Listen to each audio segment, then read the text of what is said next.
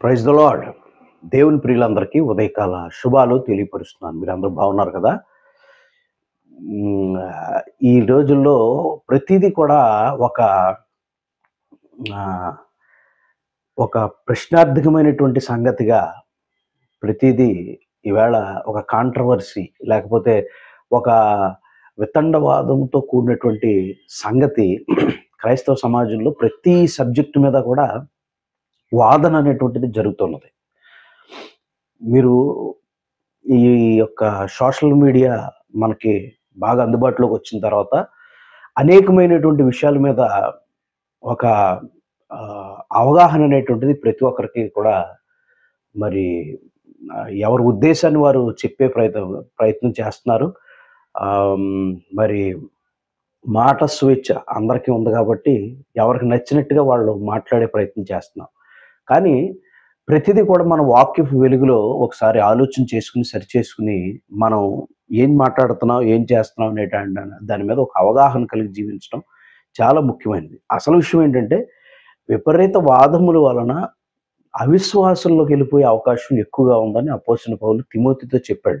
కనుక దేని గురించి కూడా ఎక్కువగా మనం డిస్కషన్ గాని, వాదోపవాదాలు చేసుకోవటం వల్ల ఏ విధమైన ప్రయోజనం లేదు. అయితే సత్యాన్ని ఒక్కసారి మనం తెలుసుకున్న తర్వాత ఇంకా దాన్ని పట్టుకుని ఎదరికెళ్ళిపోయే ప్రయత్నం చేయాలి. ఈరోజు ఇంతకీ నేను చెప్పొచ్చే విషయం ఏంటంటే, ప్రియులారా, ఆహ్, ఒక మనిషి మీద తాను ధరించే వస్త్రం ఎంత ప్రభావితం చేస్తుంది అనే దాని గురించి మనం ఆలోచన చేస్తే, యాకోబు పత్రికలో మనం ఆలోచన చేసినట్లు అక్కడ ఆ దేవాలయంలో 2 రకాల వస్త్రాలు ధరించుకుని ఇద్దరొచ్చారు. ఒక బీదవాడొచ్చాడు, ఒక ధనికుడొచ్చాడు. అతడు బీదవాడు, ధనికుడు అని చెప్పడానికి ఫస్ట్ ఆఫ్ ఆల్ మాట్లాడిందేంటంటే వాళ్ళ వస్త్రం మాట్లాడింది. వాళ్ళ వస్త్రం మాట్లాడింది. ఒకని వస్త్రం ఆహ్, అతని యొక్క విలువను, అతని యొక్క ఒక రకంగా చెప్పాలంటే అతని స్థితిని మనకు తెలియపరుస్తుంది. ఎందుకంటే అతను మనతో ముందు మాట్లాడడం, లేకపోతే అతని గురించి ఏ విషయాలు మనకు తెలియవు. కానీ అతని యొక్క వస్త్రం ముందు మాట్లాడుతుంది. మీరు అర్థం చేసుకోండి. మురికి బట్టలు వేసుకుని వచ్చినోడు కనపడ్డాడు. ప్రశస్త వస్త్రాలు వేసుకున్న వాడిని కనపడ్డాడు. వీరిద్దరిని మనం ఆలోచన చేసినప్పుడు వీళ్ళకి దక్కిన ఘనత దేన్ని బట్టి అంటే వారి అటైర్, వారి యొక్క రూపాన్ని బట్టి, వారి యొక్క వస్త్రాన్ని బట్టి. ఈరోజు ఈ వస్త్రాలని మీద చాలా రకాల డిబేట్స్, చాలా రకాలటువంటి వాదోపవాదాలు జరుగుతున్న పరిస్థితి మనం చూస్తున్నాం. అసలు విషయం ఏంటంటే, పరిశుద్ధ గ్రంథంలో అహరోనుతో దేవుడు చెప్పిన మాట, దేవుడు మోషేతో చెప్పి అహరోనుకి, అతని కుమారులకి నువ్వు చేయవలసిన పని ఏంటంటే, వారికి ఒక ప్రత్యేకమైనటువంటి ప్రతిష్ఠిత వస్త్రాలను నువ్వు ధరింపచేయి అని చెప్పాడు. నిర్గమాకాండం ప్రియులారా, నిర్గమాకాండం చూద్దాం. నిర్గమాకాండం 28వ అధ్యాయం మనం ఆలోచన చేస్తే అక్కడ ఒక మాట రాయబడింది. ఏంటంటే, అతనికి అలంకారమును ఘనతను కలుగునట్లు నీ సహోదరుడైన అహరోనుకు ప్రతిష్ఠిత వస్త్రములు కుట్టించవలెను అని చెప్పాడు. ప్రతిష్ఠిత వస్త్రాలు కుట్టించవలెను అని చెప్పాడు. అంటే దేవుడు ఇక్కడ వారి యాజకులను ఒక ప్రత్యేకమైనటువంటి అటైర్‌లో, లేకపోతే ప్రత్యేకమైనటువంటి ఘనతతో, అలంకారముతో దేవుడు చూడాలని ఆశపడ్డాడు. ఉదాహరణకి మనలో మనమాట. మనం అన్నీ కూడా ఇప్పుడు దేవుని సేవకుడు ఒక ప్రత్యేకమైనటువంటి దుస్తులలో కనపడటం, మరి అది ఆశీర్వాదమా, లేకపోతే మనకేమన్నా అది శాపమా? చెప్పండి ఒక్క మాట. ఈవేళ ప్రతిదీ కూడా కాంట్రవర్సీ చేయటం తప్ప ఏమనాలి చెప్పండి ఒకసారి. మనం దేవుని వాక్యాన్ని మనం చక్కగా అర్థం చేసుకోవాలి.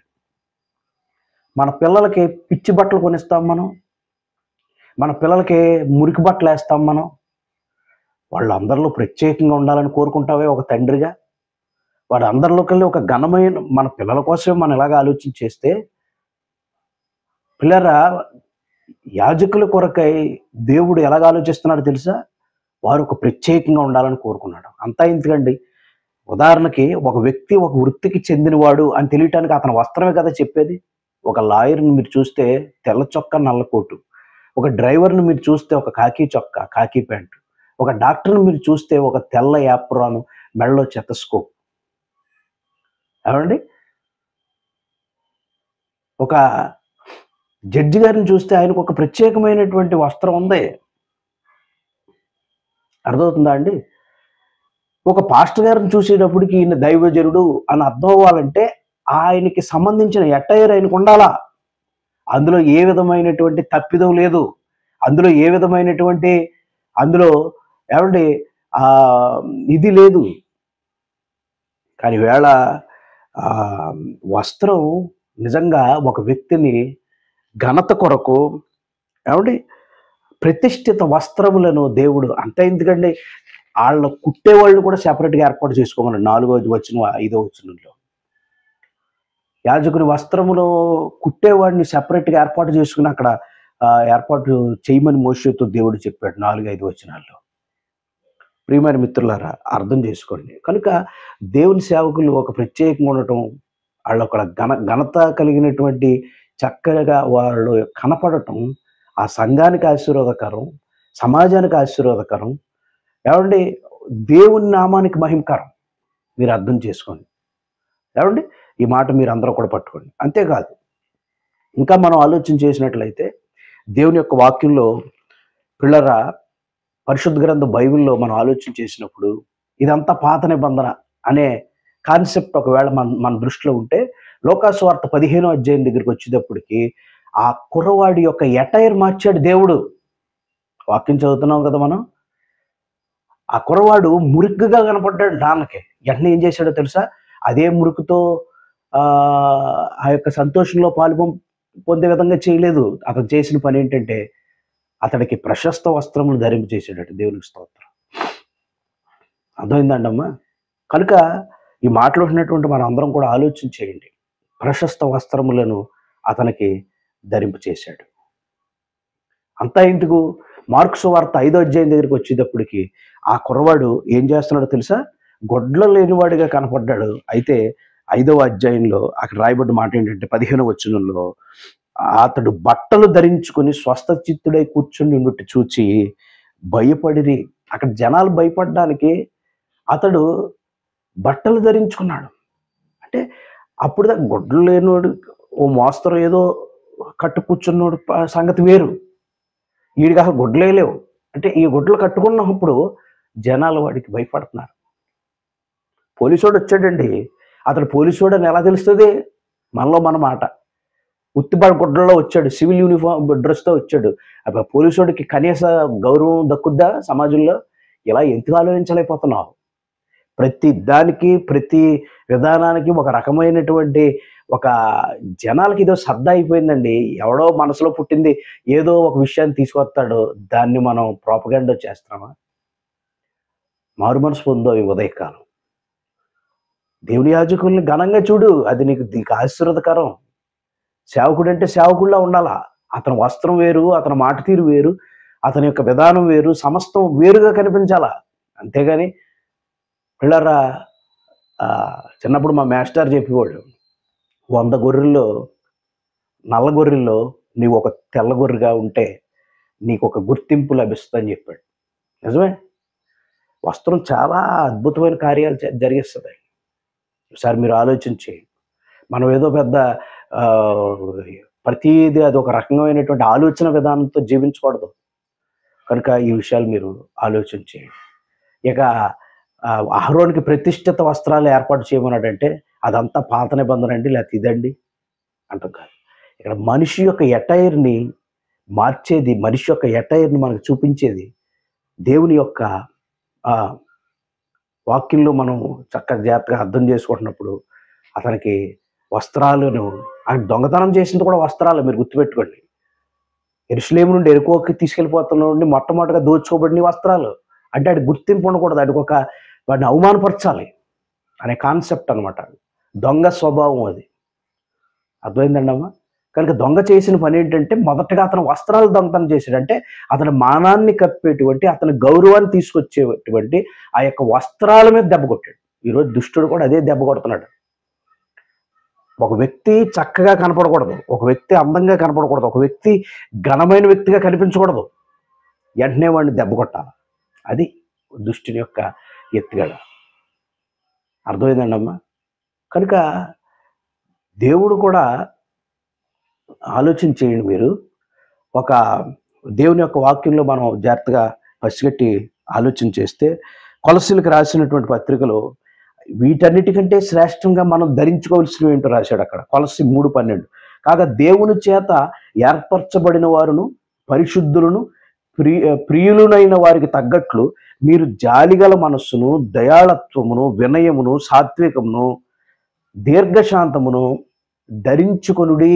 దీర్ఘశాంతమును ధరించుకొనుడి. ఆ పైన రూపమోటే మారితే కాదు, అంతరంగంలో కూడా ఏమనుకోండి. ఇప్పుడు మనలో మనమాట జాలి కనిపిస్తుందా మనల్ని చూడగానే ఒక వ్యక్తికి, ఇతడు జాలి కలిగినోడని? దయ కనిపిస్తుందా మనం చూడగానే ఎవరికైనా వీడి దయ ధరించుకున్నాడని కనపడుతుందా? వినయం కనపడుతుందా? మనతో జర్నీ చేస్తేనే కదా కనపడేది. మరి జర్నీ చేసేదాకా అసలే ఇప్పుడు సమాజం మనం ఆలోచన చేస్తే ఒక మురిగొడ్లు వేసుకుని ఒక సర్టెన్ ఒక చక్కని ఏమండి మనిషి కనపడుకోకుండా ఒక మురికివాడిగా ఉంటే ఆడితో మీరు ప్రయాణం చేయగలరా చెప్పండి? అసలు ఒక వ్యక్తి తనకు ఆకర్షించబడాలంటే మొదటగా అతనితో మాట్లాడేది మన వస్త్రమే కదా. కనుక మిత్రులారా, మనలో జాలి ఉందని, మనలో వినయం ఉందని, మనలో సాత్వికం ఉందని, మనం దీర్ఘశాంతం కలిగిన వాడు అని ఒక వ్యక్తికి ఎలా తెలుస్తుంది? ఒక అన్యుడికి ఎలా తెలుస్తుంది? ఒక దేవుని ఎరిగిన వాడికి ఎలా తెలుస్తుంది? ఫస్ట్ ఆఫ్ ఆల్ ఆడికి నువ్వు ఒక ఆకర్షణీయమైన వ్యక్తిగా కనపడాలి కదా. పాస్టర్ గారు వేసే బట్టల మీద గొడవ, పాస్టర్ గారులు ఏమంటే వంటని ఇంటి మీద గొడవ, నడుస్తున్న నడక మీద గొడవ, వేసుకున్న చెప్పుల మీద గొడవ, వాడుతున్న పెన్న మీద గొడవ. ఏమంటే మీరు ఒక రకం కాదే ఇక ఇదే పనిక. నువ్వు అవిశ్వాసం అయిపోతున్నావు జాగ్రత్త. నువ్వు విశ్వాస భ్రష్టుడు అయిపోతున్నావు జాగ్రత్త. ప్రభు నీతో మాట్లాడుతాడు ఈవేళ. నీకెందుకు ఆడు గొడవ? దేవుడు వాళ్ళకంటూ ఒక స్థితి స్థాయి ఇచ్చాడు. వాళ్ళకి ఉన్న దాంట్లో వాళ్ళు నమ్మకంగా చక్కగా జాగ్రత్తగా ఎదరికెళ్ళిపోతుంటారు. ఈరోజు ప్రతి చిన్న దాని కొరకు నీకు అనవసరం. దేవుని యొక్క వాక్యంలో ఏం చెప్పబడిందో పాస్టర్ గారులకు తెలుసు, యాజకులకు తెలుసు. యాజక ధర్మం వాళ్ళు చక్కగా చేసుకుని వెళ్ళిపోతారు. అర్థమవుతుందా? ఈ రోజున ఎవడో ఒకడికి పుడద్దే, ఒకడికి పుట్టింది ఇద్దరికి పుట్టిందంట, అర్ధరాత్రి కూడా అందరికీ పుట్టిందంట. ఇది మీ అందరికీ తెలుసు కదా. కనుక ఒక్కసారి మన ఆలోచన విధానం ఎలా ఉంది ఒకసారి ప్రశ్నించుకుందాం. ఈ రోజున ప్రభు మనతో మాట్లాడుతున్నాడు. అసలు మన ఉనికి, మన యొక్క అదృశ్యమైన మన స్థితి ఏదో ఇక్కడ మనం చూసుకోవాలని దేవుని వాక్యంలో రాయబడింది. తెలుసా మీకు? ప్రకటన గ్రంథంలో 3వ అధ్యాయము 4-5 వచనాలు చదువుకుందామా? అక్కడ ఎలా ఉందో తెలుసా? అయితే తమ వస్త్రములను అపవిత్రపరుచుకోనని కొందరు సార్దిస్సులో నీ యొద్ద ఉన్నారు. వారు అర్హులు గనక తెల్లని వస్త్రములు ధరించుకొని నాతో కూడా సంచరించెదరు. జయించువాడు అలాగనే తెల్లని వస్త్రములు ధరించుకొనును. ఏమండి? జీవగ్రంథములో నుండి అతని పేరు ఎంత మాత్రమునో తుడుపు పెట్టక నా తండ్రి ఎదుటను ఆయన దూతల ఎదుటను అతని పేరు ఒప్పుకొందును. సహజంగా పాస్టర్ గారుల అటైర్ ఏంటి? White and white. దేవునికి స్తోత్రం. అది వాళ్ళ దృశ్యమైనవి అనిత్యములు, అదృశ్యమైనవి నిత్యములు. అంటే ఒక స్టాండర్డ్ స్థితి ఏంటంటే తెల్లని వస్త్రాలు. అది వాళ్ళకి దేవుడు నియమించినటువంటి. అంతా ఇంతకండి పింగళ వెంకటరావు మన జాతీయ పతాకాన్ని దాన్ని సృష్టించిన వాడు, లేకపోతే దాని కొరకు ఆలోచన చేసి దాన్ని తయారు చేసిన వాడు మధ్యలో తెలుపు పెడతారు జెండాలో. అది క్రైస్తవ్యానికి చిహ్నంగా ఉంది. నువ్వెవడవే ఈవేళ వచ్చి ప్రతిదాని గురించి వక్రీకరించి మాట్లాడడానికి? ఈరోజు ఈ మాట్లాడిన సోదరి సహోదరులారా, అనవసరమైన వాటిలో దూరద్దు. ఈవేళ సోషల్ మీడియా మరింత ఎక్కువైపోయిన తర్వాత ఎవడికి వచ్చిన మాటలు మాట్లాడుతున్నారు. నువ్వు మాట్లాడిన ప్రతిదానికి రేపు పొద్దున నువ్వు దేవుని న్యాయపీఠం మీద నుంచి నా ఏళ్ళ సిగ్గుపడవలసిన రోజు వస్తుందేమో. మనం సరిచేసుకుందాం, మారు మనసు పొందాం. దేవుణ్ణి ఎరిగిన వాడే, దేవుడెవరో తెలియని వాడే క్రైస్తవ్యం గురించి జెండాలో మధ్యలో తెలుపు అని పెట్టాడంట. నేను అక్కడెక్కడ చదివి అవి చూసి తెలుసుకున్నాను. నేను తెలుపు అందులో ఎందుకు పెట్టారు? క్రైస్తవ్యానికి అది గుర్తుగా కనపడుతుందంట. తెలుపు గుడ్డ ఎత్తే బాధ, నలుపు గుడ్డ ఎత్తే బాధ. ఎందుకండి ఇవన్నీని? మారు మనసు పొందుదాం, అన్నిట్లో దూరకండి. మన పని ఏదో మనం చేసుకుందాం, చక్కగా ఎదరికెళ్ళిపోదాం, దేవుని కృపలో వర్ధిల్లుదాం. ప్రభు వాక్యం బాగా చదువు, దేవుని వాక్యాన్ని చదివి వాక్యంలో ఏముందో తెలుసుకుని సరిచేసుకుని లోకంలో జీవిస్తున్నాం. అనేకులను ప్రభు చెంతకు నడిపించటానికి. ఏమండి, ఈ ఎప్పుడో నుంచో తాతల కాడి నుంచి ఒక విధానంలో వెళ్తున్నాడు, ఈవేళ నువ్వు ప్రక్షాళన చేస్తాకు వచ్చావేంటి? ఉం? ప్రతి ఓడు క్రైస్తవ్యాన్ని ఉద్ధరించడానికి వచ్చినట్టు మాట్లాడతాడు. ఉం? దేవుని వాక్యాన్ని సరిగ్గా చూద్దాం, ప్రభు కృపలో వర్ధిల్లుదాం, సరిచేసుకుందాం, మారు మనసు పొందాం. ఆత్మల సంపాదన మన ప్రథమ లక్ష్యంగా పనిచేద్దాం. ప్రభు మనకు మారు మనసు ఇచ్చును గాక. ప్రార్థన చేద్దాం. ప్రేమగల పరలోకపు తండ్రి, నీకు వందనాలు చెల్లిస్తున్నాం. ఈ రోజున దేవుని యొక్క వాక్యం ద్వారా మాతో అత్యంత స్పష్టముగా నీ ప్రియకుమారుడు మా ఎదుట ప్రత్యక్షపరిచినందుకు స్తోత్రాలు. ఈరోజు ఇచ్చిన తలంపులకే వందనాలు చెల్లిస్తున్నాం. మమ్మల్ని మీ ఆత్మతో నింపండి. మా దేశ నాయకులు, రాష్ట్రం, ప్రభుత్వం పాడిని పండు నాయన.